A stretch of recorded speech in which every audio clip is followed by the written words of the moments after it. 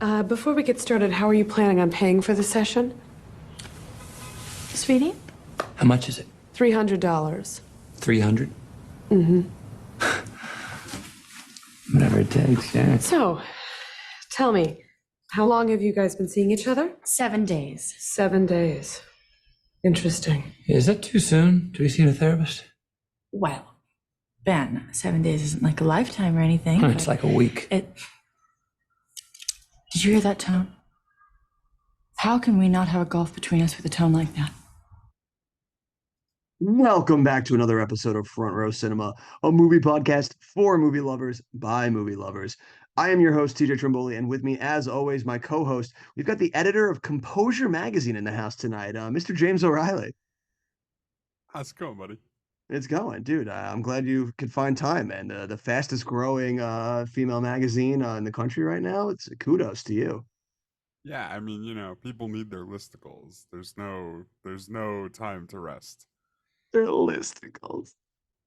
Each week, we take a look at my 1,000 movies I've seen in theaters, and we see how well it's aged, along with the hype surrounding the film, its box office analysis, and legacy in the film industry. So, if you enjoy this kind of content, hit that sub button on YouTube, leave that 5-star review on Spotify and Apple Podcasts. It's how you help the channel grow. Jim, what are we watching tonight? We're watching How to Lose a Guy in 10 Days. That we are a 2003 rom-com classic. How to Lose a Guy in 10 Days, directed by Donald Petrie, written by Kristen Buckley, Brian Regan, and what quite possibly may be the greatest name I've ever heard in the history of stage names, Burr Steers. That is pretty great. Is that Brian Regan, like the comedian Brian Regan? Oh, I have no idea. I've never even way, heard of right? There's no way he wrote this movie. Oh no, I don't know. Maybe Burr heard some good stand-up and was like, I gotta get this guy to do an uncredited rewrite. Yeah, what was that name again? Burr Steers, baby. Burr Steers. What does Like, that even mean? I don't know. I don't know which way he's steering, but whichever way he's going, I'm following. And this movie stars, obviously, two of the biggest actors of this era. We've got Matthew McConaughey, all right, and Kate Hudson. Now we turn, Jim. We've got the lovely. Did you look? Oh, did you find Brian Regan? Is it the Brian Regan? No, I was going into IMDb and I found that he wasn't in the list of first 3 writers, and then I gave up. All righty then. Well, he's number 2 on the DVD cover, so that's an important distinction. That's got to count for something. It's got to count for something. When we turn to our DVD cover, Jim, I mean, the people were speaking on this cover once again. Fox TV back in action.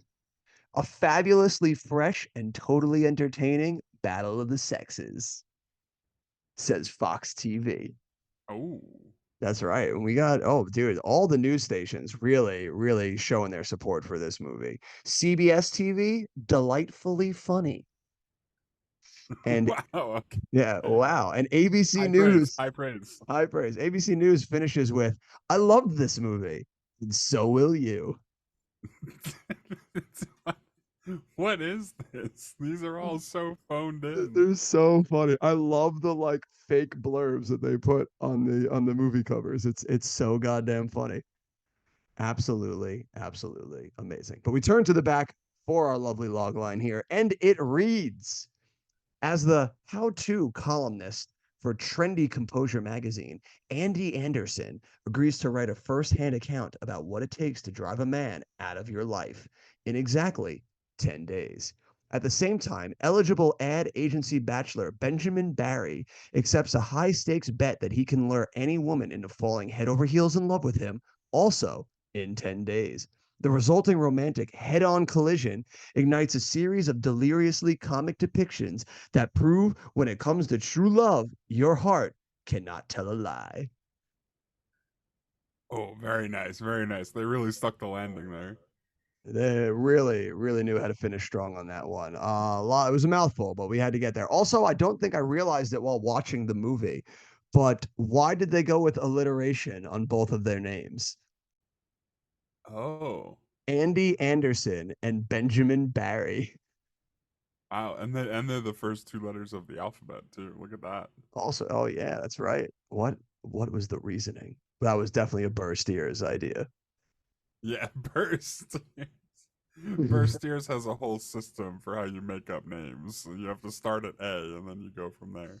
Yeah, Burr Steers is like, take it from me. I know names, and this is gonna be a doozy. And they were like, God damn it, Burr, another award what winner. should what should we name her, Burr? I don't know. What about Andy Anderson? Absolutely amazing. Thank God there wasn't a third lead in here. I don't know. I don't even want to begin to think what he'd do with the C's. Uh, now, Jim, did you see this movie in theaters? I don't think I saw this in theaters, but I definitely saw this around when it came out. Absolutely. Are you a big rom com guy? Yeah, I am for what I would call the Matthew McConaughey rom-com, which is not so much that it has Matthew McConaughey starring in it, but that comes out between like 2003 and 2012, and it's like got like it hits all those classic rom-com beats. No, you do have such a lovely, great descriptor of the classic raw, like 20 to 30 minutes of a rom com movie. What do you always call it? Yeah, they just go on like a bunch of wacky dates. Yep, dude, gets me every time. I always say it in movies, still to this day, when I'm seeing something with Heather or anybody, I'm like, oh, we're in the portion, baby. We're going on a few wacky Yeah, dates. yeah. Like, They get to know each other. They go on a couple wacky dates. Like, it's classic, baby. Every time you can take that one to the bank. That is too funny. Now, yes. Now, obviously, I saw this one in theaters also. This was another. I think this one I will say was my first one that I'll consider my first date movie.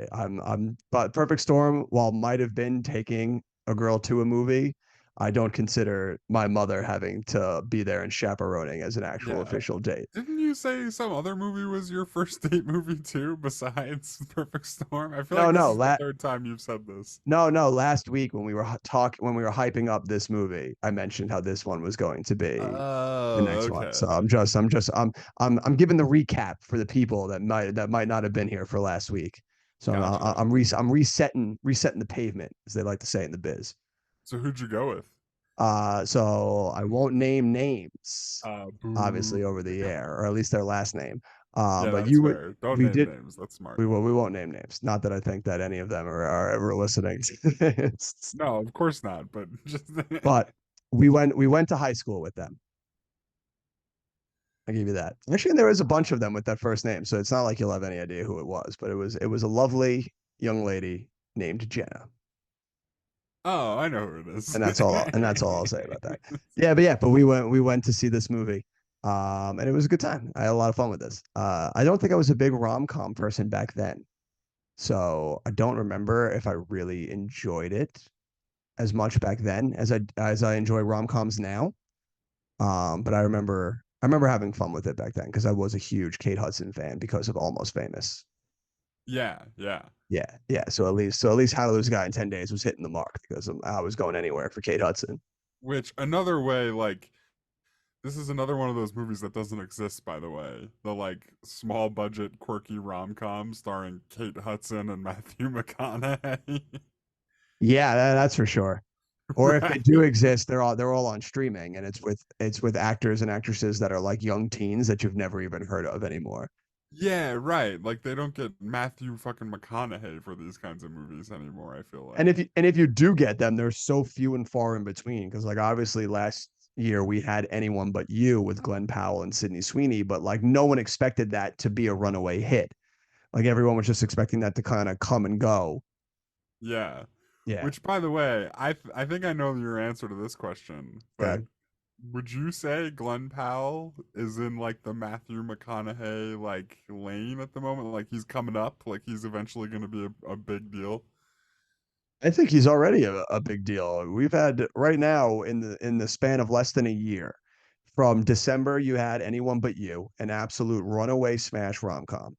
He puts out on Netflix Hitman, just a fantastic opportunity for him to show that he's got some acting chops and that he I really, watched like the first half of that. Really good. I got to yeah, finish it yeah. sometime soon. And he's so good in it. So it's really showing that like he's not just going to be like that big blockbuster type of you're going to put me in a movie where most people turn their brains off. He's like I Who can bring, yeah, I can directed it bring it. again? Hitman, Is it Richard Linklater, baby. Yeah, Yeah, that's the so great. king, the fucking king, right there. Yeah. Which also then goes to show that he's working with great talent behind the camera too, because Richard Linklater is like one of the greatest writer directors. Yeah, Of he's awesome. Yeah, he's Did fantastic. you mention in your answer right there? Did you get to bring up the movie Twisters? We're diving right on that bad boy right now. Following up Hitman, he has an absolute runaway smash right now with Twisters. Like I think we are firmly in the Glenn Powell era right now. But we're falling into a hard tangent here, Jim. Glenn Powell's not even in this movie. Yeah, good point. Good point. Sorry. But it does circle back into how you just don't see these types of rom-coms anymore. And when they do, they are far and away. You don't really get a lot of runaway smashes.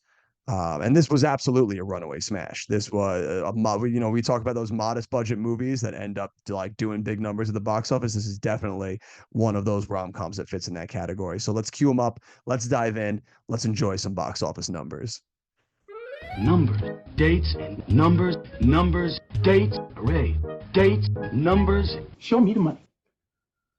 All right. So, How to Lose a Guy in 10 Days opens the weekend of February 7th through the 9th of 2003. Just in time for V-Day, baby. Right, which if you're keeping score at home is 1 week before Valentine's Day weekend. You gotta get the early crowd in and then hit on that Valentine's Day. Smart timing. And yeah, if I remember correctly, we left off our last movie kind of ran through that dead time in January. Yes. Or our last couple, really. Yeah, the last and now, couple. Wow, now we're leaving, breaking out in February Damn. 2003. We're into We're a leaving- whole new. We're leaving the January classic behind. So, Right, so we're just- into a so whole new sad. paradigm here, which is the Valentine's Day movie. Love is in the air. It opens number 1 to $23.8 million. So what was the budget? I don't have any budget here on Box Office Mojo. Well, then I guess I will give you the budget. That 50. works. The budget was 50. 50? It's 50. $50 million budget. $50. It's like, wow, they got McConaughey for cheap. Yeah, real cheap get back then, man. Yeah. 50 million seems pretty high to make this movie, but Well, I guess mean, you got to imagine the two stars. That doesn't seem out of the wheel. I mean, because at this point going into it, Kate Hudson is riding off of an Oscar nomination. Like McConaughey's going up in the world. So 50 million seems about right. maybe that's the point for why you don't see this kind of movie anymore, right? Because it's Yeah, like the stars Kate box it Hudson out. and Matthew McConaughey, because like you're not paying anybody that, like, you're not paying $50 million to make this stupid movie in 2024, right? Exactly. Well, especially because like the actors that you would kind of want to get to do, because like rom-coms are really built on the premise of we're going to take two big stars, we're going to put them together, and we're going to let them play off of each other. But when you have stars now that are like commanding $25 million to do a movie, you can't really make a rom-com with that, because now all of a sudden your budget's exploded because you got to pay these two huge stars. Yeah, right. You're not seeing Robert Downey Jr. in a rom-com anytime soon, right? Exactly. Yeah, because that dude costs way too much fucking money. Yeah. Unless it's like so- a MCU rom-com, like he ain't gonna be in it.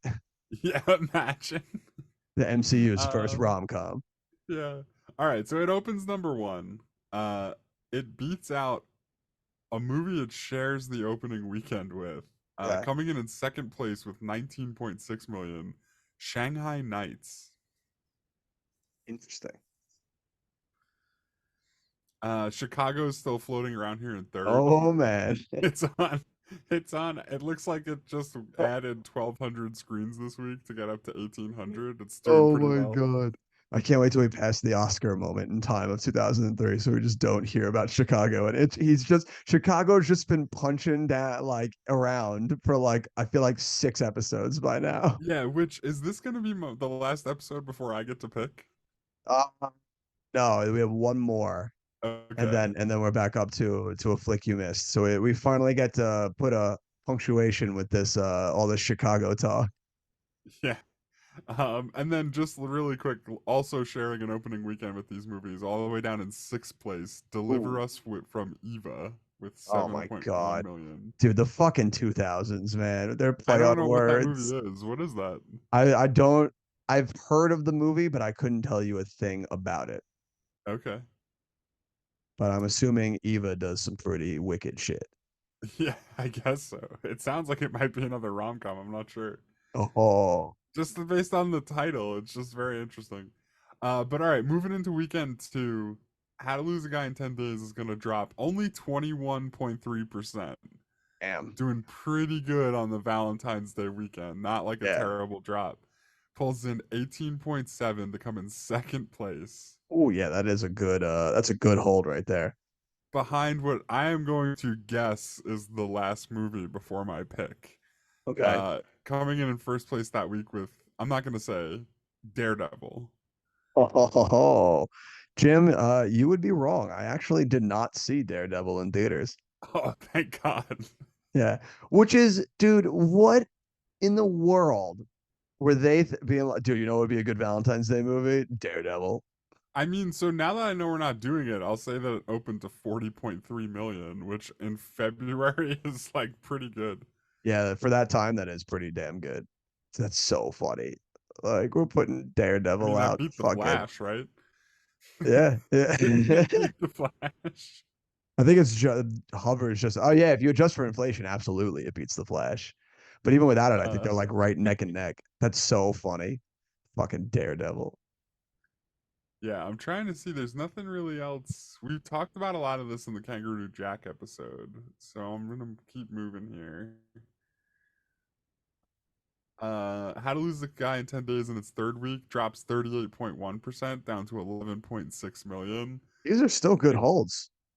Yeah, no, that is a pretty good hold. It comes in, Daredevil takes first place again, but has a 55% drop. It's down to 18 million. That's about right. Second place opening this week, Old School. Oh, another classic right there. Maybe is like a late entry to the fray for my pick. We'll see. Uh and then opening this week down in sixth place. This is a movie I'm interested to see if you've seen. The Life of David Gale. Oh yeah, with Kevin Spacey and Yeah, Kate Winslet. where he's Yeah, like the dude. death row guy. Yeah. Yeah, dude. That Absolute. movie is nuts. Yeah, that's a stellar movie right there. And I think we've talked about this show before. Also opening that week, Gods and Generals, the Civil War movie. Dude, fucking classic right there, dude. I Yeah, only wish I cared about history back then as much as I do now. Seeing that in the big screen would have been a fucking wild time. would have been nuts. It's like 4.5 hours long, if I Yeah, remember correctly. they probably had like 2 shows a day. Yeah. All right. So weekend four, How to Lose a Guy in 10 Days. It's hanging pretty tough here. Only 11.5% drop. Dude, these drops are Down to just 10.3 million for the week. So like those are not a stellar strong drops. opening, but it's like hanging around and hanging around. Yeah. And like usually with movies like this too, and you get your Valentine's Day push, but then the week after Valentine's Day, you see these movies have massive drops because they're really just moments for Valentine's Day. Like once you get past Valentine's Day, no one really gives a fuck about it anymore. But this movie's showing that it's more than just being the rom-com movie that you know your girlfriend's taking you to see on Valentine's Day. Like there's a market for people that want to see this movie past Valentine's Day.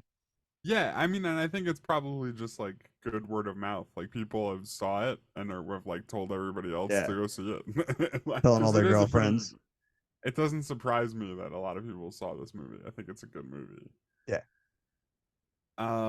Nothing really to write home about here. Does the movie Cradle to the Grave sound familiar to you? Yes, it does. That's What isn't is that right? that? DMX. I'm pretty sure it's DMX is in it. Yeah, DMX sounds about right. Let's see. Couldn't tell you a fucking thing about what it's about.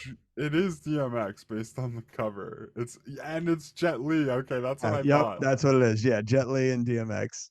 A jewel thief's daughter is kidnapped after he steals a collection of prized black diamonds, which aren't at all what they seem. Yeah, My it's God. DMX and Jet Li, Cradle to the Grave.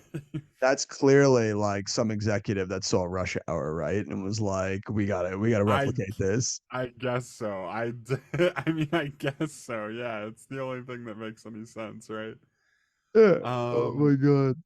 So that comes in first that week with 16.5 million. I came in first. Jesus Yeah. Christ, man. What are we But doing? it's like the only movie that opens that week. Like the only other movie that opens that week is Pool Hall Junkies. What?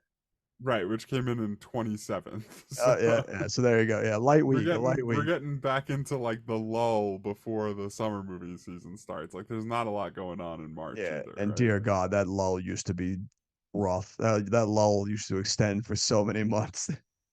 Yeah, I mean, like Old School's still hanging out in here. Daredevil's still hanging out in here. How to Lose a Guy in 10 Days is down in fourth. Chicago's still hanging around. They're still It's hanging still around. You end can't get rid of screens. me. um, okay. I mean, so it's still hanging pretty strong, right? Weekend 5, it's in 5th place. It drops 34.8% down to 6.7 million. And I'm just gonna ride this out of the top 10, even though the Steve Martin and Queen Latifah movie Bringing Down the House came up. I'm gonna skip over that. Oh, there's a movie. Weekend 6, it's down into 7th with 4.7 million. And finally, in weekend 7th, it drops down to 11th place with 2.9 million. Bill, dude, 6 weeks in the top 10 that's huge. That's joining elite company, Jim. Sharing 6 weeks with movies like Shallow Hal and Spy Kids 2. That is pretty good company. That is very good company. It's interesting that you bring up Shallow Hal too, because this is a movie that kind of naturally compares itself to Shallow Hal. I think like same genre. Subject matter maybe a little bit more edgy, but yeah, I guess they're both considered rom-coms.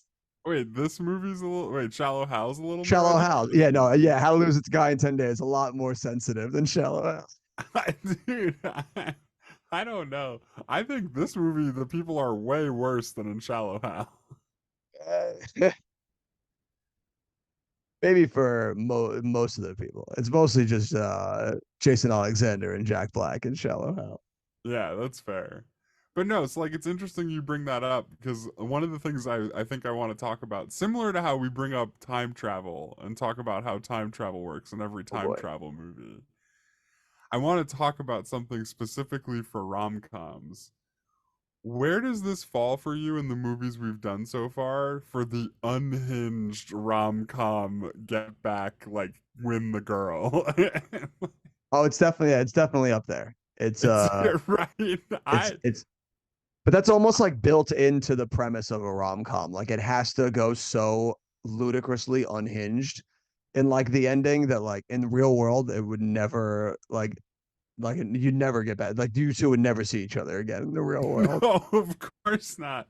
I think this movie takes my number one because he literally is like barreling through the lanes on a Manhattan bridge on like his little like beat up motorcycle, trying like and forces like her cab to pull over in the middle of a bridge. He's known her for 10 days. Hey Jim, there's no time limit on love, all right? There is one Yeah. on those totals. Oh yeah, box office totals. Domestic, it finished with Yeah, 105.8 million. you like that segue, don't you? International, it finished with 71.7 for a worldwide total of 177.5 million. That's for a movie that only cost 50 million. Like that's a sweet return. And not only that, Jim, something that you always love to say that you wanted to know about, but it's so hard for us to find. Tell me you have home video numbers for this Jim, movie because I bet it crushed Jim, it. I've got home video numbers. Nice. So this was it's not to date of today, but so the movie comes out February 2003. So they had a note of as of December 2003, the video sold 3.7 million copies, earning them an extra profit of $67.2 million. Nice. Yeah. So they basically, yeah, They, that's like, yeah, they made their budget just in home video releases. right. Yeah. Exactly. So it's like that's a fucking win right there. And that That's 177 worldwide good enough to put it in the number 24th spot on our list, just behind Scare. Well, not just behind, very far behind Scary Movie's 276, but ahead of Doctor Dolittle 2's 176 million. Nice. Yeah, that's pretty good. And the Yeah, so this is like a audience, win. yeah, it's absolutely a win. Especially with those home video numbers. Yeah, that home video numbers, it proves that this movie was an absolute sensation for people. Nice little safety net. Yeah, which is weird that you see it on here that it shows only 42% on Rotten Tomatoes. It's interesting. But That's it's the critic or the audience? that's the critic. You're right. I always forget to look up with the This movie audience. probably has like a 90% audience score. That's true. That's probably all right. Well, now I have to Yeah, I gotta probably find it because so you're right. good. It's probably way higher. I'm gonna guess probably a bit lower than that. I'm gonna say it's probably in the 70s or 80s. All right. Audience score with 250,000 plus reviews, 77%, Oh, okay. which is Still much still, better than the yeah, critic score. still way better than the critics. Right in the middle, 6.5 on IMDb, and to no one's surprise for Cinema Score, an A minus. Yeah, cinema score, where the letters are made up and the scores don't matter. Yeah, Cinema Nobody Score. knows what they're talking about. Yeah, cinema. We're just making this up as we go along. Score, um, just all over yeah. the So, place.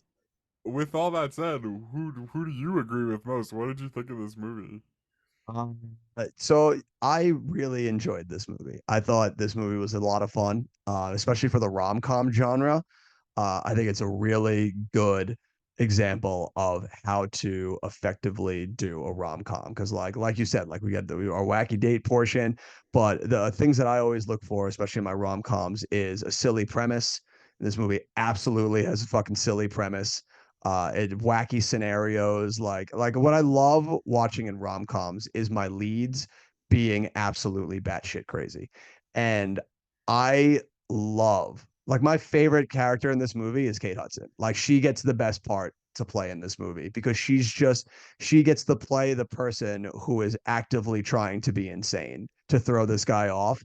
And everything she does throughout this movie in her quest to do that, it just grows more and more unhinged as the movie goes along. And Yeah. I'm here for every single second of it. Yeah, it's hilarious. And I want to talk a little bit about something you just mentioned, the premise, which it might be my personal favorite premise for a rom-com ever. It's so good because it's like they have the exact opposite goal, you know? Like she's the crazier she goes, the more he's just telling himself, all right, I just got to make it a couple more days. She's just got Yeah. to come to the one party and look like she's in love with me. And she's crazy, so she is. Like, No, it's just the way those two things feed each other is so perfect, and it makes this movie such a fun watch. the dynamic of it is really great. Now, me and Heather were going back and forth about this throughout it while we're watching. Who do you think is the more one who's in the right and in the wrong in this situation? I think that, oh man, if you're gonna Like, who's force me to who's pick, the worst person?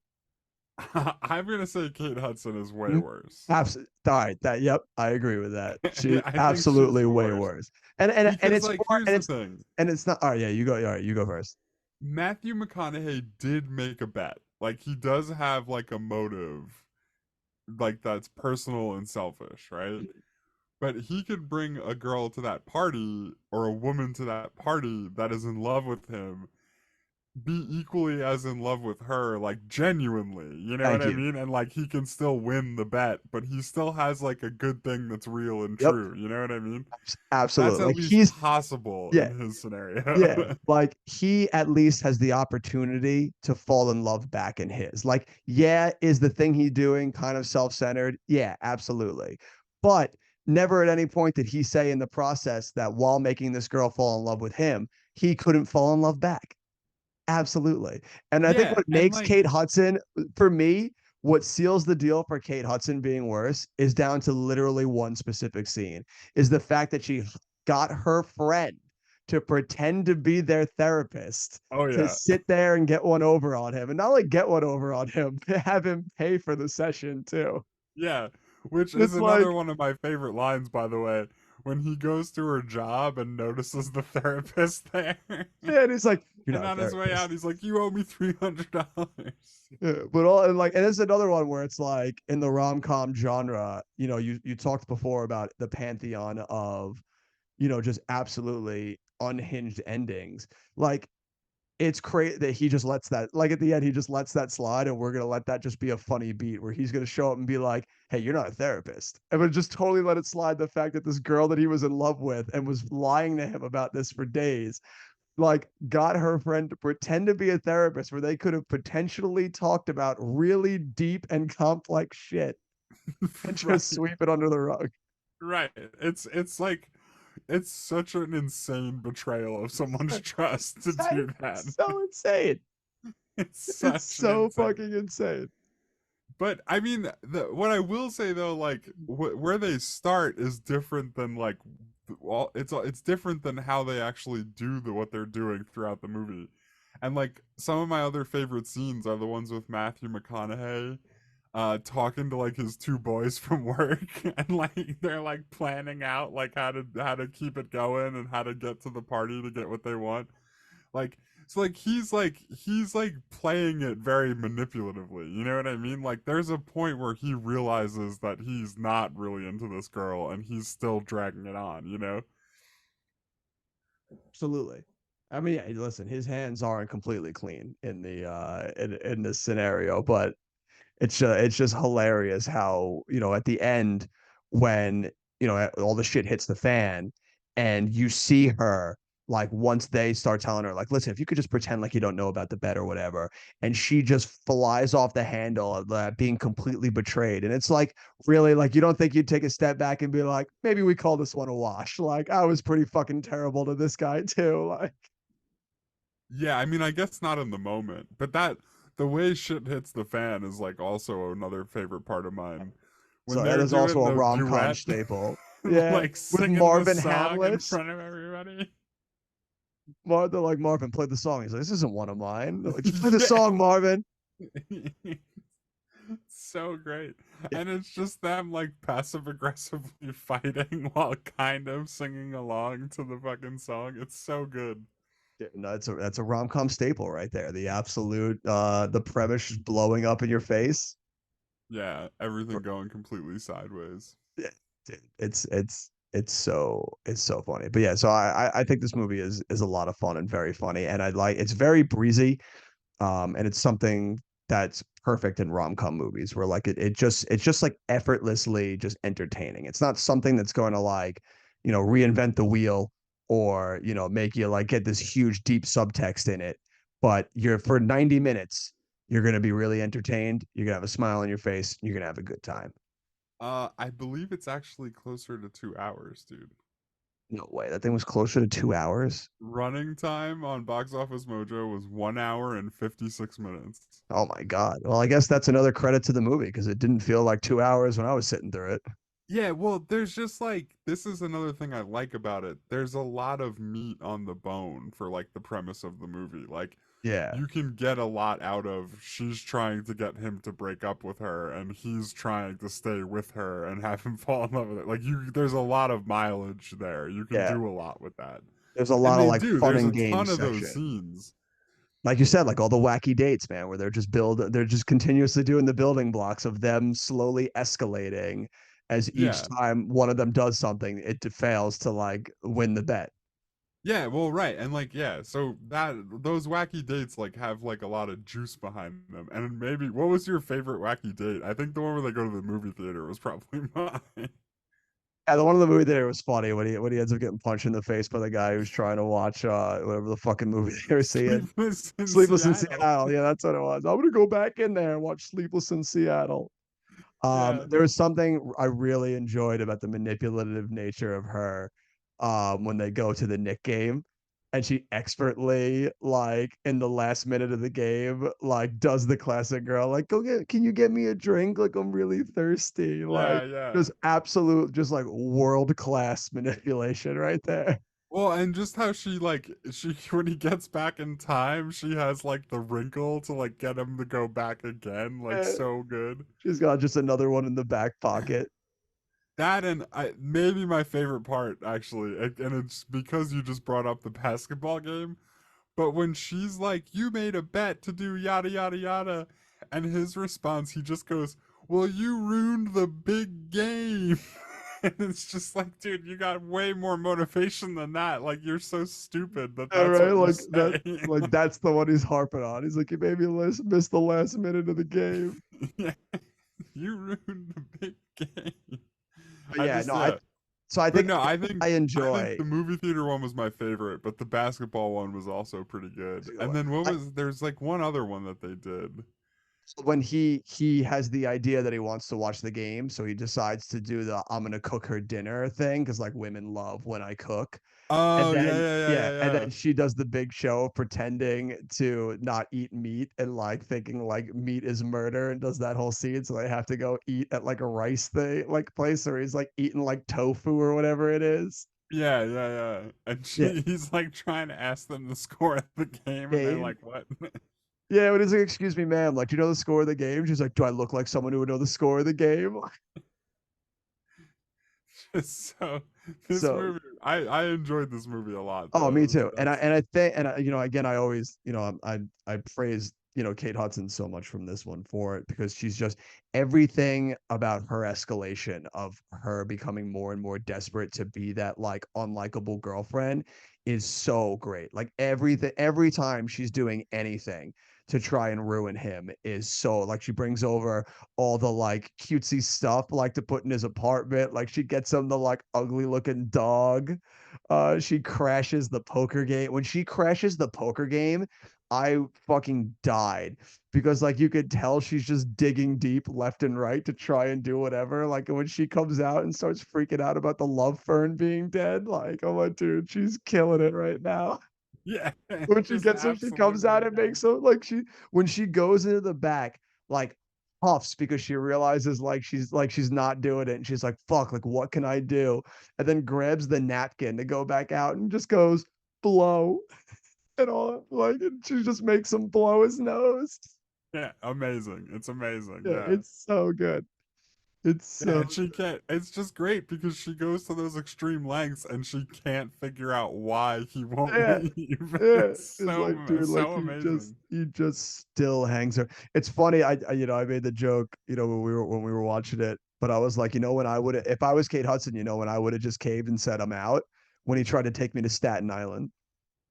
Oh yeah, Gonna go meet my family in Staten Island. Listen, this was a bit. I'm sorry. I'm not going to Staten yeah. I'm Island. not going Like, over the yeah, outer borough. Like, not going down there. For anybody that doesn't live in the surrounding New York area, Staten Island sucks dick. yeah. Oh man. Yeah, no, I mean like that scene in the movie though is great. The when It she is, yeah. goes home to the family and she realizes like how great his family actually is and how well she fits in, you Well, know? that's the other like classic moment in the rom-com where it's like you start to realize the error of your ways and realize that like, oh, hey, maybe I got in over too deep because now like I'm actually developing feelings for this person that I'm not Yeah. supposed to be. But it's like it's insane that she didn't realize she was in too deep like way before that. That's Yeah. like that's so insane. Um, I, So, who do you think falls in love first? in this movie. Yeah, Ooh, obviously. that's a good question, Jim. I think her, right? Because I think the Staten Island scene is the first one where we get like any type of semblance of like either of them thinking that like this might be something more than just what they've let on. Because even Yeah, like before, but because the scene before that is the poker scene, and Matthew McConaughey's at his wits fucking end at that point. yeah, but he still goes back to her, and he invites her to his parents, and his mom says that she's never really brought a girl around. Oh yeah, that is true. But unless that was Right? just So like a last, he's got to be in, I think, a little bit he could first. be. I don't I mean, know. unless that's just like a last minute play, because it did take at the poker game his buddies like really hyping him up and like slapping him around and be like, no, dude, like you got to go back down there, like. Yeah, that's true. That's true. But Man, they but it, really are both just such pieces of shit. yeah, they are. Yeah, just two It's terrible like people. hard. for him to go to those lengths, like when he's never brought a girl home just to win this stupid Yeah, just account, like, to win a oh bet. my god. I also just love it's so funny when watching movies like this because it's just like I love movies that don't give a fuck about like what would actually happen in the real world. Because I feel like a movie like this today you wouldn't see because too many people would be like, oh yeah, like that would never happen in real life. It's like, yeah, duh, like it's a movie, like it's not supposed to be like that. Because like the whole premise when like he's talking with his boss, like trying to get the account, and they make this whole bet is just like, what is happening right now? Yeah, it's a bit nuts. Yeah, it's absolutely insane. Because like her story, like I could get it. You work at Composure magazine, you make those kind of lists. Like that's absolutely a list I would see you guys trying to make. Like that tracks. That all makes sense. And then you go to him and he's so desperate to land an account that they make this absolutely insane bet. Yeah, it doesn't, right, and it's like it doesn't make any sense. Like the premise of the bet Yeah, it makes is zero that if he sense. can get a girl to fall in love with him in 10 days, then he understands women, so he can sell diamonds. It's So like he can very sell the account. convoluted. It's just like what? And then also like the litmus test for if like it's right or not is just the boss showing up and being like, I can tell. Well, I mean, was he wrong though? He wasn't wrong, but like it's so funny that like that everyone was just playing on the honor system. That like the boss showed up and he's like, and they're like, and the two girls are like, she's not in love, and he's like, I don't know, I'm gonna I go wouldn't be figure it so out. sure about Yeah, that. he's like taking one look at her and he's like, that's a girl in love right there. Yeah, that part was amazing. Yeah, Absolutely. yeah, it's so goddamn funny. I love it. It's a great rom com. I was laughing throughout. A lot of that guys and gals in it too, Jim. Did you notice a few familiar faces in this movie? Yeah, wasn't the lady who played the therapist from Saturday Night Live? Is that like Anna Gasteyer, maybe? What who played her friend, like the fake therapist? Yeah. As a Catherine Hahn. Oh, yeah, that's Yeah. right. Yeah, she's been on like Parks and Rec and That's the rule, though. I don't know her name, so there you that's go. why That's she's true. that. That's That's why why she's a that girl. she's a that girl. And then both of his buddies are been in Yeah, plenty one of of them stuff. is from Reno 911, and then Yeah. the other one's that guy Adam Goldberg. He was like a Yep. stand-up comedian back in the day. Yeah, and he was in Richard Linklater's best movie, Days of Confused. Oh, right. Yeah, yeah, yeah. Yeah. He's yeah. It's a He lot of was like the good. guy who like starts the fight in Dazed and Yeah. Confused because he thinks everybody will just break it up. Yeah, he's like fucking alpha male Clint. Yeah, those are both pretty good ones. Yeah, it's pretty solid that guys and gals in this movie. And then Sheriff freaking Dangle from Reno 911 is a great one, yeah, honestly. yeah. And then the like main editor of the magazine that she works for is I couldn't tell you this girl's name. But she's Frasier's She's wife. from Frasier, Yeah. right? Yeah. Yes, Frasier's wife. Yeah. Yeah, Lilith from Cheers. Yeah, I was dude, Yeah, as I soon as don't she know her showed name up. either, honestly. Yeah, I don't know what her real name is. Yeah, as soon as she showed up, I was like, dude, is that fucking Frasier's wife? Like, She was great in this movie, though. yeah, oh, dude, absolutely, just perfectly encapsulated, like exactly what I would picture somebody that like ran that magazine would act and be like. Yeah. I also think like maybe my favorite part of the premise is just that the magazine that Kate Hudson works at for that fucking lady, she like thinks that she's gonna be able to write like political think pieces. Like it's just like, dude, what do you like? Who do you think It's like reads this read, yeah, like magazine? read the room, like know where you work, like she's like, I want to write about stuff that matters, like politics and the environment. It's like, girl, you work at Composure magazine, Yeah, like, go fucking interview for the New York Times or yeah, something. Like, why it's are like you doing this? so fucking silly. That's like working for like National Geographic and being like, I want to write about cars. It's like you know what magazine you work for, right? Like Yeah, kind of. But like the what was the name of the magazine? Composure? Composure, yeah. Like that's closer to the National Enquirer than it is to like real like you know what I'm saying? Like Yeah, and I love that she's like, I took a bet on myself, like so I could actually write about the things I want. It's like, yeah, girl, like what great job. It's like, yeah, You, that's you, why you did yeah, it. Totally. yeah. It's like you could have done that at any point. Like, Right. It's like, why are you trapped at this magazine? I don't yeah, understand. There's like you so didn't many need, people who would yeah, want you to write about these things. yeah, like you didn't need to go through the searching moments of this movie to get to that point. Like you could have just done it. Yeah, but that's, I mean, that's part of what makes it a good movie, though. She's flawed at the beginning. Yeah, she got to learn. But So all fucking right, do you silly. want to move on to deep dive here? Yeah, I'm ready. I'm ready for some good deep dive, and I've said about all I've got for this classic rom com.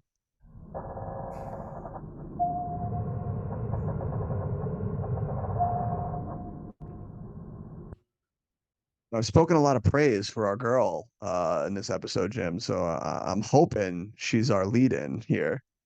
I don't know. I kind of want to do this director. Donald Petrie. Yeah. Never even heard of this man. Don't say it like that. Why are you hating on Donald Petrie, dude? Not hating on Donald. Just All never right, heard of him. let me bring up Kate Hudson because there's Okay. really only one question I have about her. Yeah, Kate Hudson. Yeah. Do you take God, what is he gonna say right now? do you take How to Lose a The Guy in guy in 10 10 Days days. or Raising Raising Helen? Helen. Oh, how did I know you were gonna say that? Read you like a Yeah, fucking book. I mean, it's the only question that I like that needs to be answered. Definitely this movie. Really? Yes. Yeah. Over Raising Helen? That's Yeah. insane, Yeah. dude. What are you Absolutely. talking about? Absolutely. Raising Helen's That's good, but it's no How to Lose a Guy in 10 Days. Did you see Raising Helen in theaters? No, I did not. It's terrible. It's sacrilege. Yeah. All right. So Kate Hudson, she is a choir singer in Home Alone 2, Lost in New York. That's her first credit. Oh, 1992. starting early as a Nepo baby. So next Christmas, go back, see if you can pick out Kate See if you Hudson can in the spot her in Home choir Alone in too. Home Alone 2. She Yeah. gets credited for one episode of Party of Five in 1996. Oh, That's a yeah, great TV dude. credit. Love hearing about the TV credits, man. 1997. Have you ever heard of the show Easy Streets? No. Like the letter E, Like the letter easy. Z, Yeah. Streets. Yeah, of course. Yep, that sounds about right. She gets 2 episodes of that in 1997. It's a gritty crime drama set in a corrupt, decaying city near the Canada-US border. What the fuck? Yeah, that might be worth a watch sometime. Yeah, honestly, that sounds pretty fucking good. It sounds not good if it came out in 1997 and I've never heard of it. That's my guess is that it's not actually good. All right, and then she gets a couple of movie credits here. Desert Blue. Desiree. Sorry. Desert Blue, 1998. I've never heard of that. I've never heard of that either. 200 Cigarettes in 1999. Heard of that movie, but I've never seen it. I've never seen it either. I think it's like About a Adam in 2000. movie about Adam. Never heard of that either. Yeah, I mean, it looks like she gets a bunch. I've heard of Dr. T and the Women, but I've never seen it. Oh That yeah, was that's also about the Richard 2000. Gere one, right? Where he's like the Yeah, gynecologist. yep. Yeah, there's a movie. And then, I mean, like the big one, you already mentioned it in the year 2000. She's in Almost Famous. She plays Penny Lane. Oh yeah, I think for any person that saw that movie around our age when it came out, Penny Lane was our sexual awakening. Yeah, I mean, I'm not going to say all that, but Kate Hudson's an attractive woman, and, she's attractive in movies, so. We were 10 years old, definitely around the time I was starting to decide I really like women. Yeah. Then there's like a couple other ones here that are like definitely not on my radar at all. I got Ricochet River and the Four Feathers. Dude, you've never seen the Four Feathers? No. Oh, dude, you The gotta Four fix yourself Feathers? right. Gotta fix yourself right there. That's Heath Ledger, Wes Bentley. It's set in the Sudan. It's like a Are you being fucking real? Like I thought you were fucking with me at first. no, it's a Like real this is a movie. real movie? It is a real movie from the 2000s that Yeah, it's is 2002. hilarious. Like, and it's Is not it meant to be, actually not meant to be hilarious. It's a war movie. I'll have to watch The Four Feathers. But It yeah, sounds yeah, amazing. yeah, you definitely should watch The Four Feathers, man. It's great. Uh, and then I'm just gonna skip. I'm gonna give you one more chance here. Okay, Are you here we gonna go. take? Are Let's you hear it. gonna You're gonna take How take to Lose I a Lose a Guy in Guy in 10 10 Days days, or or 2004's Raising Helen? I thought I thought you were gonna give something different there that time. All right, I'm gonna take your one more chance, and I'm gonna double down. Dang. I'm All gonna right. say How to Lose a Guy in 10 Days. I'm still picking Raising Helen. If you haven't seen that movie, everybody out there, you should check out Raising Helen. It's probably Kate Hudson's best. Dude, they fucking gave her alliteration in that one too. She plays Helen Harris. What is with this? All right. 2005. Do you remember The Skeleton Key? Unfortunately, that is a movie. All right. This is another important question. Okay. Do you take this movie, How to Lose a Guy in 10 Days, or 2006's You, Me, and Dupree? Ooh. Dude, I do love You, Me, and Dupree. That movie is so underrated and hilarious. But I'm still taking How to Lose a Guy in 10 Days. Wow. Over You, Me, and Dupree? That's insane. Yeah, yeah. You really like this movie. I did. I did really like this movie. And then I mean, like, Yumi and Dupree might be the last thing that I like really stands out to me as worth mentioning. What? Heather would not like to hear you say that. Well, all right, there'll be some stuff later on, but like, okay, Fool's Gold in 2008 sounds stupid. Nah, that was her reteaming with Matthew McConaughey. Oh, Matthew McConaughey's in that one too. So yeah, Yeah. like the Matthew McConaughey rom com. Yeah, that 2008. one's not good. That was not good. I mean, it can't be right. 2008. She's also in My Best Friend's Girl. Also terrible. I think it's with Jason Biggs and Dane Cook. Yep. Yeah, it's Dane. Yeah, Dane Cook. Oh, that's the body switch one, isn't it?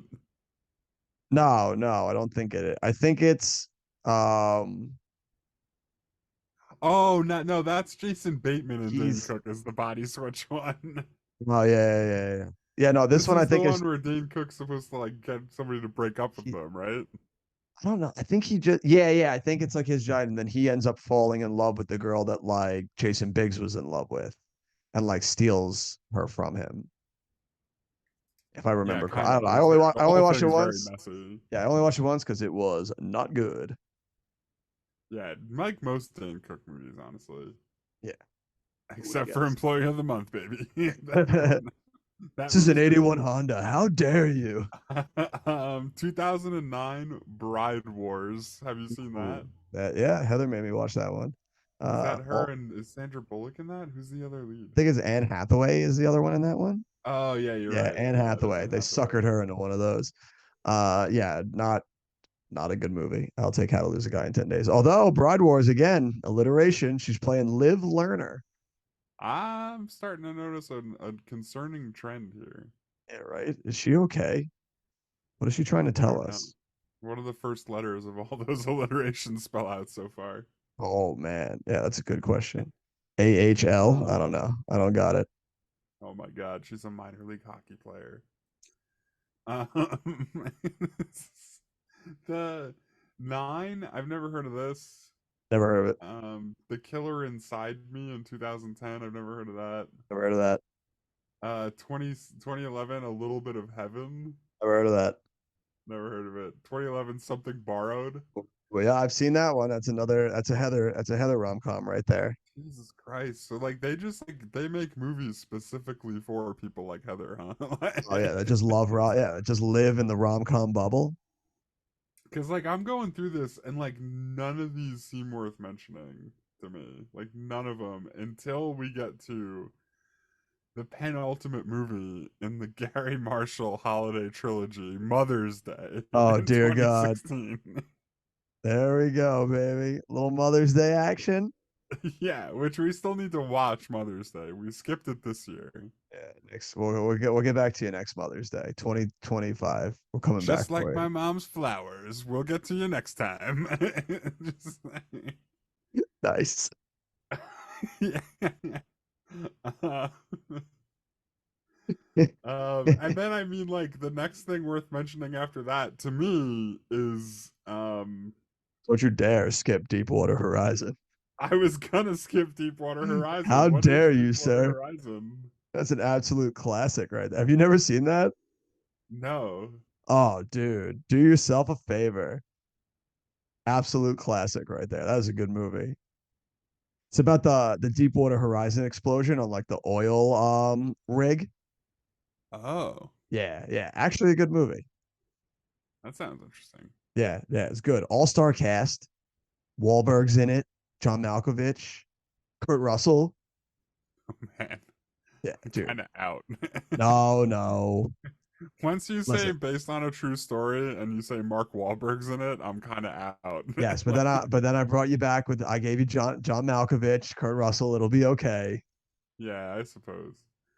But no, all right. So Deepwater Horizon, I'll have to check out. Would you take that over How to Lose a Guy in 10 Days? It sounds like you really like that movie. So which would you pick? That's actually tough. Jesus, you really like How to Lose a Guy in 10 Oh, no, Days. I would take Deepwater Horizon. That was a No, real. I mean take I whatever you want, dude. Don't let me bully you into no, I wouldn't. I had to think about it for a minute. They're both on par with each other. But no, Okay, okay. I would take Deepwater Horizon. That movie, well, I did really enjoy that movie. Gotcha. I'll definitely have to check it out. And then the last thing to me that's worth mentioning for Kate Hudson, 2022's Glass Onion. Classic right there. That definitely Ryan take that. Johnson masterpiece. Yeah, Glass Onion. So absolute, good. absolute fucking classic right there. Kate Hudson, Dave Bautista, in great movie. Definitely take Yeah, that yeah. over How to Lose a Guy in 10 Days. All right, and now I want to double back to this director, and we're gonna play some this or that because you were like Donald Petrie, who's that All guy? but there's some interesting stuff here. right, let's hear what he had to offer. Let's start with some TV because that's where the real Yeah, money is baby, made. that's the bread and butter right there. 1985, he directs an episode of MacGyver. All right, there we go. 1985, he also directs one episode of Amazing Stories. Never heard of it. Yeah, okay, sure. 1986, he directs a CBS school break special. Nice, nice. And then there's like episodes for shows called Downtown, LA Law, Private Eye, The Oldest Rookie, Oh, all in dude, like the late 80s. there we go. Never heard of That's a any of flex. it. And then in 1998, seemingly out of the blue, in a sea of mediocre television credits, Okay. do you take How to Lose a Guy in 10 Days or 1988's Mystic Pizza? Ooh, dude, dropping a fucking debut like Heavy that. hitter, right? Yeah, dude, that's huge. Definitely Mystic Pizza. It's a classic right Yeah, there, I'm man. That's a taking Mystic Pizza as well. fucking But Julia Roberts, I just baby. wanted, we're still in '88, and Donald Petrie's already got some cred here, bub. So Yeah, why don't you dude. take a deep breath All before you right, start all right, disparaging? all right. So I'll take a breath here. All right, and then I'm gonna skip way ahead here. Yo, yeah, I bet you are. His next movie is The Equalizer. Fuck it, that's not his next movie. Yeah, it is, dude. Wait, are you telling me that the 5 episodes that he directed here aren't the Denzel Washington movie? Young Denzel of 1985 to 1988. Yeah, I could have sworn. All right, so maybe that's a different thing than the Denzel That's probably Washington. the TV show that the movie's based on. Yeah, it could be. He's gonna Yeah, it follow could that up be. with 2023's Men. What? Oh wait, hold on. No, this is 1989's Men, not the not the movie that came out just a couple of years ago. This is a TV movie from TV movie, 1989. men. Uh, no, sorry. I just thought it was funny because he's got a lot of like movies that share names, but they're Shared not names the with things you would things that think have of come when you out. first hear him. 1990, he directs a Turner and Hooch TV movie, Oh boy. which can't be like the Turner and Hooch, right? Oh, could it? It could be. Why And not? then he directs a movie with Dana Carvey, Opportunity Knocks. So like a mixed Ooh, bag here. He's got Mystic Pizza and ooh, a whole lot of nothing yeah. so far. So big debut with Mystic Pizza, and they were like, "How do you want to follow that up?" And he was like, "I don't." So then a couple more TV credits, and then 1993. Do you take How to Lose a Guy in 10 Days or 1993's Grumpy Old Men? Oh, dude. Now you're talking classics right there. Yeah, right? Fucking Grumpy Old Men is a fucking classic, dude. I can never turn down some Jack Lemmon. Yeah, it's I amazing. gotta go Grumpy Old Men. Yeah, Grumpy Old Men for sure. Do you know what this movie is? 1994, The Favor? Never heard of it. Me neither. All right, so 1994, Richie Rich. Oh, dude, there's another big hitter right there. Right? That was a big movie when I was a kid. I really wanted to see that shit. Yeah, that was a huge movie. I'd still take How to Lose a Guy in 10 Days, though, over that. I think I agree. But that is definitely a childhood staple right there. 1996, he makes the Whoopi Goldberg movie The Associate. I've actually never even heard of that. I'm pretty sure it's one where Whoopi Goldberg pretends to be a man. What? What? I'm pretty sure she like pretends to be a white guy in this movie and like Oh becomes like boy. an executive. Because, like, all right, Oh here's the boy. log line: a comedy about Okay. making it on Wall Street. Prejudices are hard to break, and Laurel Aries quickly learns that in order for people to take her seriously, she has to work for an older white man or be one. Oh boy. Well, now I have to watch this movie. Yeah, I mean, it's Dude. 1996. That movie's definitely wacky as shit. Oh, There's no absolutely. way. Dude, the fucking tagline on the poster, it's a man's world until October 25th. Oh, shit. October 25th, 1996. That's when we lost all the rights. Oh my It's, God. You heard it here, folks. they took it away from us. It No, took it no, away no. back in 96. Dude, that's Uh, so funny. I need to watch this movie immediately now. It's going on the yeah. list.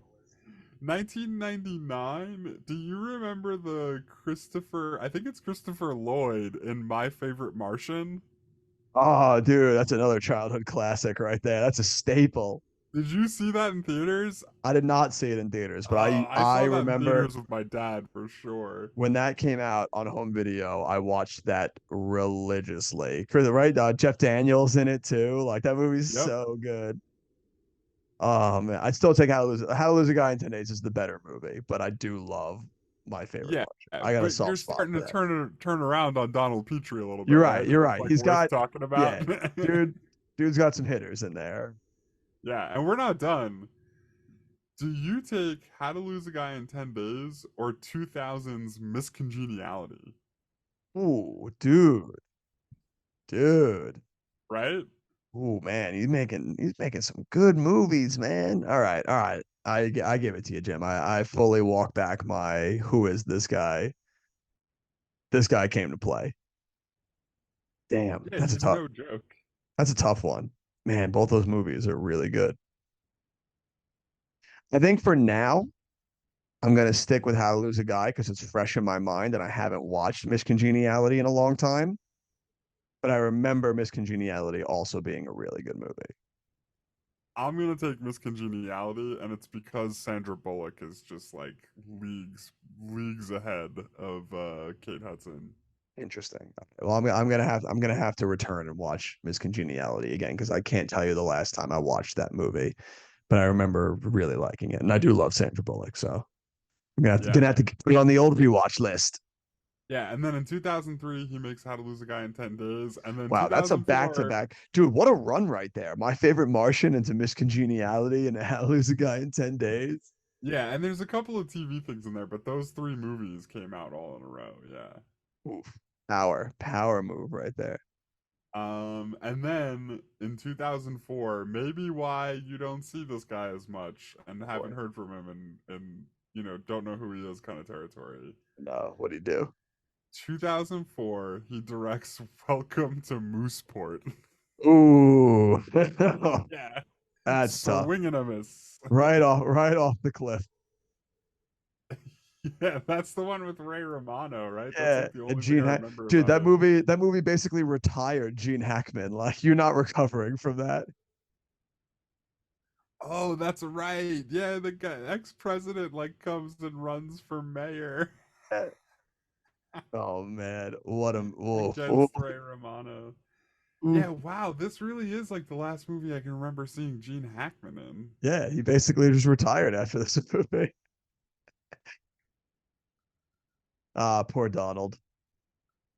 Wow. You never stood a chance. Yeah, no, I mean, like, and it really does go downhill after that. Like 2006, he makes a movie called Just My Luck that I don't It's know. the Lindsay Lohan movie and Chris Oh, Pine. Lindsay Lohan and Chris Pine. Yeah. Oh, Wow. oh Dude, boy. how have I not seen this? Put on your list, Jimbo. Lindsay Lohan and Chris Pine? Yeah, Those are like my two favorite actors. What is this I about? know. I'm honestly shocked to hear that there's a Lindsay Lohan movie that you haven't seen. Shocked, I say. Oh, wait, I have seen this movie. It's where Oh, she's really lucky, right? it's oh, for God's sakes, guy. She's got like it's like a supernatural ability to be lucky though, right? Like it's not like just like she's got a good life. Yeah, yeah. I think I she have has seen like this something movie, happen. yeah. I just didn't realize Chris Pine was in it. Like this is like before Chris Pine was really like uber famous. Yeah, I've definitely seen this movie. I got to see it again, but yeah, okay, I take it back. I do recognize Just My Luck, and I can't believe that this guy didn't make more movies after this. Oh, it's a shame, Um, honestly. It's crazy in this business that you can have, like a huge run of hits, but the first like big misfire, and they're like, you're in jail. You're not allowed to do another one. yeah, well, I mean, like, and he still works a little bit. I would bet, like, he does Welcome to Mooseport, and then he does Just My Luck a couple years later. So, like, it's probably those two together, like, that are not so great. And Yeah. then he makes in 2009, so like many years later, My Life in Runes? Question mark. Never even heard of that. I've never heard of it either. And then I mean like there's a couple things here. They don't even have posters. Like one of them's a short. And Ooh, yeah, then one of them's not called great. Atlantic Gold in 2013. I've never heard of that. So he definitely works a lot more sporadically after a certain point. And then just getting back into some TV, he directs 5 episodes of Chicago Med. Oh, he's back into And the one episode procedurals, of baby. Chicago PD. Back into those procedurals. You love to see it. Yeah, the Chicago franchise, if you will. There you go. An absolute staple right there. All right. So I take back, I'll give the man his flowers. Absolutely solid career right there. Yeah, stellar career, I would even say. Eh, You tell me when somebody directs 5 episodes of Chicago Med. it's fair. I got no argument for that one. Yeah. No, Got no. and I mean, on that note, do we want to go into our star ratings? Yeah, I believe it is time to do those lovely, lovely star ratings. I'm Roger Ebert. Been a scene from the best film of the decade.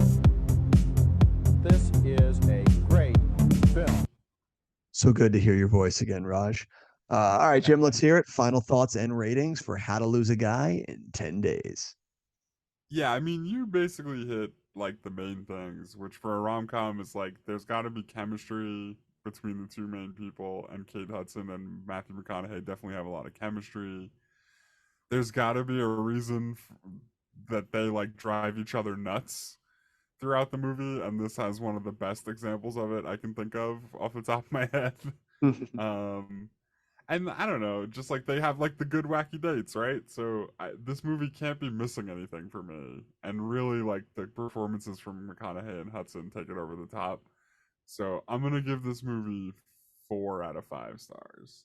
Nice, Jim. I am going to echo those sentiments, and I'm also going to give this movie 4 stars. It's everything you said. It's just like a classic example of how to do a rom-com right.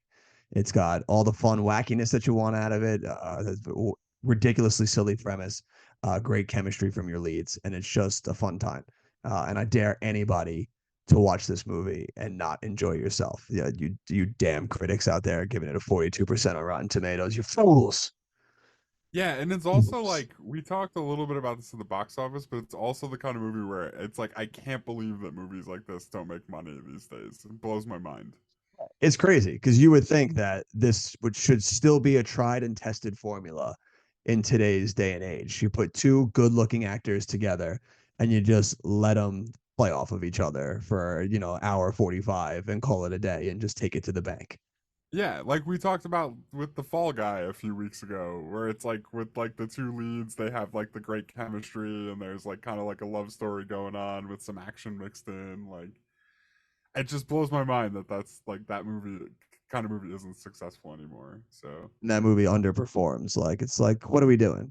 Like, do you people not want to go to the movies anymore? Like, what are we even doing anymore? yeah, make a sequel to How to Lose a Guy in 10 Days. No. That's what I want you to do, Hollywood. So Jim, there's actually this was something that I've been saving. I was saving until after we finished our star ratings and everything, but you brought it up, so I'm going to dive for it now. There is a rumored sequel in development being talked about with McConaughey and Kate Hudson about wanting to do another How to Lose a Guy in 10 Days. What would? Oh my god! So, I'm so yeah. hooked. So, I'm but in. now I have to put the feelers out to you though. How do you do another one? I don't know, dude. Yeah. Because it kind of just like wraps itself up, like because Like, it what has could to they be like possibly? Because like you can't call it How to Lose a Guy in 10 Days 2. Like, what? no, and like because like the idea is if they're both in it, they have to be like, well, all right, okay, hold on. Oh, all right. The wheels are turning. I hear them. This is why I put it out there. It has to start with them split up. Like they can't be together in the beginning of a sequel. And So you like think? the movie has to be somehow about them like getting back together again. Right. Interesting. You could. Well, I mean, yeah, because I mean, there's only two routes you can go. Either in the interim and all the time has passed, they had their relationship, it didn't work out, they broke up. The movie's going to be what, like you said, it's going to be how to get back together in 10 days or whatever the fuck you want to call it. I got it. Okay. All right. All right. So they're like actually together at the beginning, but her writing career has taken a real downturn. So she's back at Composure, and Oh my God. Composure needs her to write an article about how to co-parent. Oh my God. So so she has to divorce Matthew McConaughey so that she can co-parent with him as a divorced couple so she can write the article. But the whole thing is a work, so then she's got to get him back at the end of the movie. Oh my God, Jimbo. Oh my God. Yeah, that's one way you could go. Yeah, well, I thought that was amazing. I don't know. I guess not. I think they might have to workshop a little bit on that one, but it's definitely a good starting ground. She's bad. I do like though. She's got to go back to Composure. Yeah. That's very funny. No, I mean, I'm just because you got to keep the spirit of the first movie, which is that like they're kind of shitty to each other, and like she's writing a dumb article. Well, I think if you're gonna keep it in that way, where it's like they got you keep it in the spirit of they're shitty to each other and they're gonna find a way to fall back in love again. I think it's got to be the first way you said that it's when we meet back up with them, they had their relationship. Maybe they got married, maybe they didn't, but whatever it is, they're either divorced or just separated, or their relationship didn't work out and they went their separate ways. And now something has put them back in contact with each other, and it's them, rediscovering their love for each other or whatever. Maybe like now it's like how to fall in love in 10 days, like re-fall in love in 10 days or some shit like Yeah, that. but then it's like every stupid. Like I've seen that movie like 10 times. Like, Well, what listen. was that George Clooney and Julia Roberts movie that just came out? Oh, fucking I know the one where they're on like in fucking like Bali or like Indonesia, Yeah, right? for their Whatever. daughter's wedding, and their Yeah. daughters get married, and they're like don't like each other. Like, Yeah, but I don't know like, why I then can't they think of the spend name all of their it right time now. together, and they really like each other. Yeah, but Jim, no one ever said that if they're making a sequel to How to Lose a Guy in 10 Days, it's going to be as enjoyable or as inventive as this one is. Because Yeah, but that's what they should try and do they because and that's I what's so great about the first one. they should try and do that, but God knows if they do. Because I mean, honestly, like you sit there and it's like they're like, oh, we're trying to like figure out a way for us to work together and do a sequel, and it's like, why don't you guys just work together and do something different? Like, why? What world does this movie need a sequel?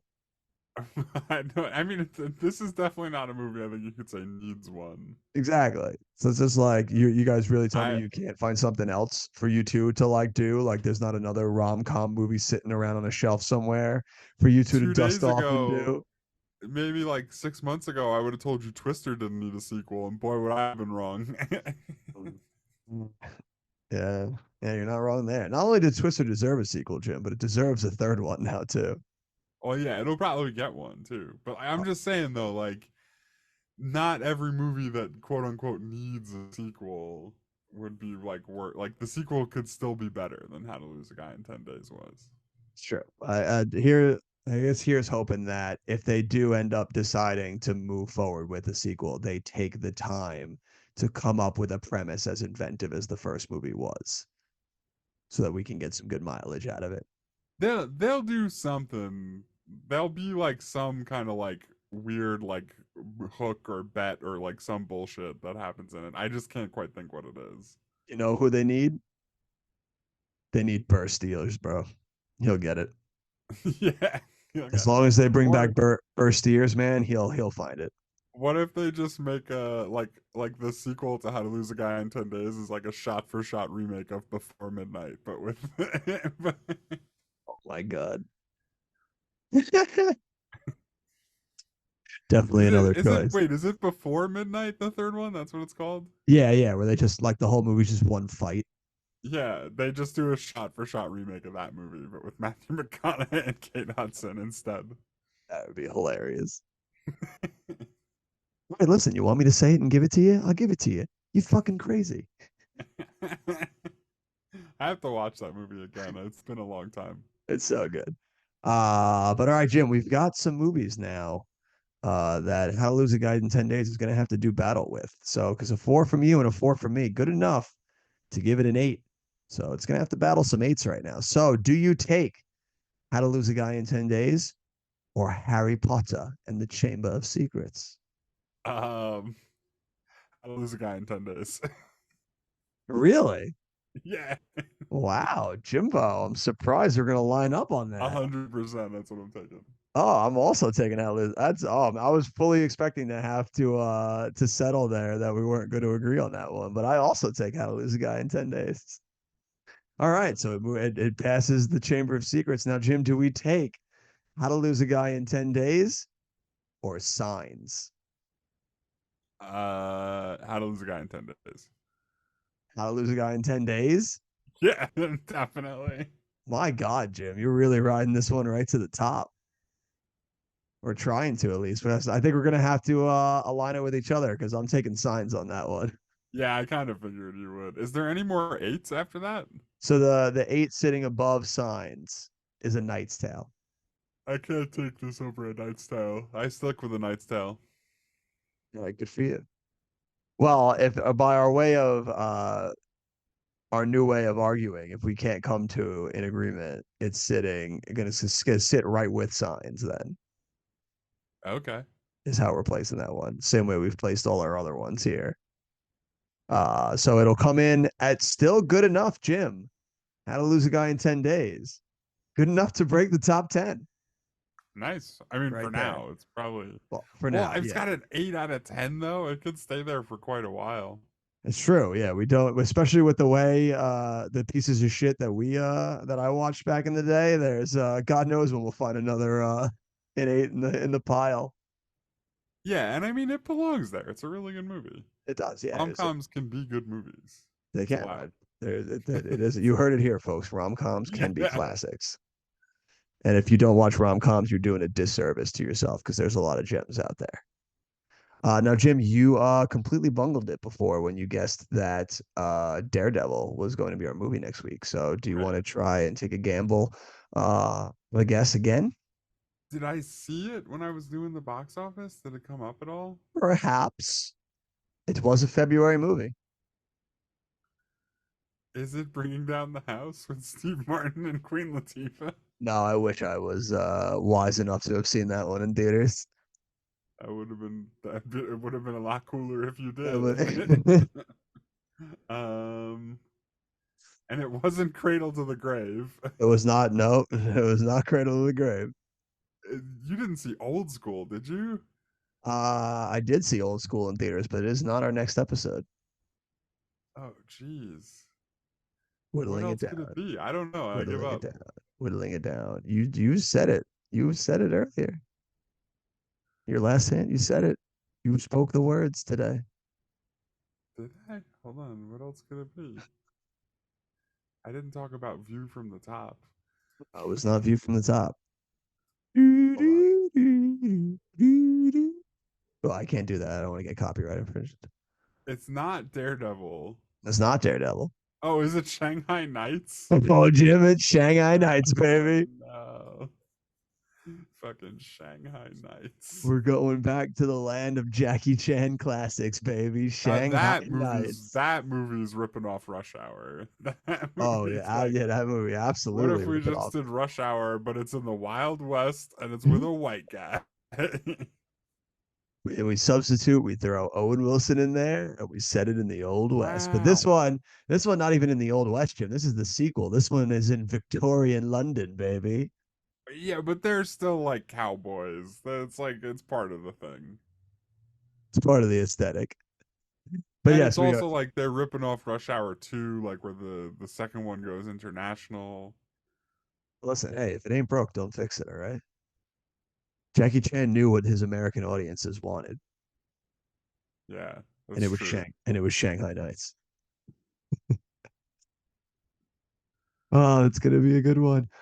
Jim, before we leave the people tonight, do you have a recommendation for them? What have you been digging on? I mean, I do. I feel like I've brought it up a couple times, but I saw Twisters and it ruled. Everyone should go see Twisters. It's a great movie. That's right. You should go see Twisters. Make sure that it has some great legs, especially right now since it's up against Deadpool and Wolverine. We need to make sure that Twisters doesn't get lost in the shuffle now. Yeah, before that, I would much rather see 10 more Twisters movies than 10 more like Deadpool movies. Yeah, that's for sure. Absolutely there, Jim. I don't Oh, yeah, have and lucky you, if you don't want that Twisters soundtrack, send it to me, by the way. a No, no, I will gladly let it sit in my collection right there. I just will never listen to it. Or maybe I will just for the moments where it's actual original soundtrack music and not the country music. Yeah, Like that maybe. that stuff I can listen to that stuff I any wish day. they just didn't have any of that and just had only the country music. Yeah, well, thank God we don't live in that world. But I want country music playing while I shoot fireworks into a tornado. Twins! We got twins! She's just got so much goddamn instinct. Yeah, absolute classic. Right. Right. What about you? Any recommendations? So I watched an old movie, actually. I went back into the world of the 50s the other night for a movie that was a barn burner. Loved it. And I don't know how many people out there really dig on old movies these days. You know, I know for most people that I talk to, once it goes black and white, they tune out, but you're missing a lot of really good movies. So I watched this movie called Gunfight at the OK Corral, starring Oh yeah, I've seen yeah, that movie. Burt Lancaster and Kirk Douglas. And goddamn, Kirk Douglas is the man, bro. Like I thought Michael Douglas was cool. His dad is even fucking cooler. He's Yeah, much movie. cooler. Yeah, dude, movie was great. Absolute classic Western right there. So you go and watch some old movies, people. You're missing out on a lot of really classics by not watching old movies. That's one of my dad's favorite movies. Really? Gunfight Dude, at it's the great. Corral. Dude, it has so many things that I love about movies that you don't see often anymore. Like I laughed hysterically when it had its own theme song, like when they were just like singing Gunfight at the OK Corral. And I was Yeah, like, that what are was they, like a Will big Smith? Western thing back then Yeah. too.